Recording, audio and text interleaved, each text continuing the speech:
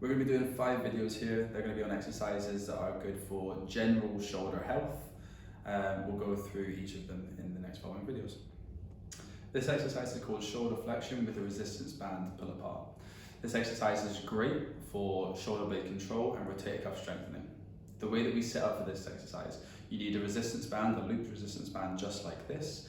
You're going to place this resistance band just over your wrists. You bring your wrists apart, just slightly wider than shoulder width. From this position here, you're looking to hold this distance between your hands for the remainder of the exercise. Now, you start down at your waist, retract your shoulders back, and then you're looking to bring your arms up over your head as far as they possibly can go. Nice and slow and controlled, return back down to the start position, keeping that resistance built up. Make sure that when we're at the top, we're not extending back and we're not shrugging the shoulders. Give this a shot. This exercise is called W to Ys. This is again a really good exercise for shoulder blade control and also building up a little bit of strength in your upper traps. I'm going to demonstrate this exercise for you now. You're going to start lying face down on the floor. Your hands come into a W position here. Your head is looking at the floor. Now from this position, we are moving the hands out in front of you and then retracting back down to the start position. Big things to look for this exercise. Make sure that the hands are higher than the elbows. As we start to move out, you can find that your hands drop below the elbow height. Make sure that we're staying in that good externally rotated position. Other thing, don't look forward, look down at the ground. This keeps the neck relaxed throughout the movement. Give this a shot. This exercise is called a Crossbody Rose. All you need for this exercise is a light resistance band, similar to this one, something a little bit longer than the first video. Now, you want to anchor it down low and give yourself a nice base of support. Stay really nice and strong at the core, and you want to have a slight bend in the elbow. Once your elbow is in this position, you're locking it out. Do not move it from this position.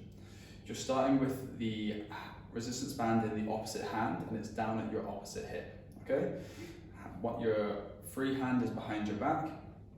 From this position here, stand nice and tall, puff your chest out, and then you're looking to bring the arm across your body and up nice and high. You should feel a good contraction at the back of the shoulder here. The shoulder blade should be locked and down towards your ribcage.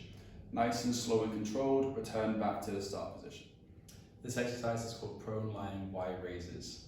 This exercise is really good for, again, a bit of shoulder blade control, but building up strength in the top and the middle of your back. All you need for this exercise is either a mat to lie on the floor or a bench. The way that you set up for this exercise, you are resting your chest, lying on the bench just like so. Your hands hang down in front of you and your head is looking at the floor. It's not looking in front of you. This just builds up tension in your neck that we don't need. Your thumbs want to be pointing up the way. Keep your shoulder blades retracted back down, and then you're looking to bring your arms up. Hold this contraction for 2 to 3 seconds, and then nice and slow and controlled, return back down to the start position. This exercise is called shoulder press with a resistance band. If you have a resistance band with handles on it available to you, use that. If not, a resistance band just like this one will do exactly the same job if you're just holding either end of the resistance band once it's anchored to whatever you're putting on. Now, we want to have this resistance band anchored quite high and something that's not going to move. You're going to bring your hands into this position, setting up as a standard shoulder press, and then you're going to press up and slow and controlled back down through range throughout the movement.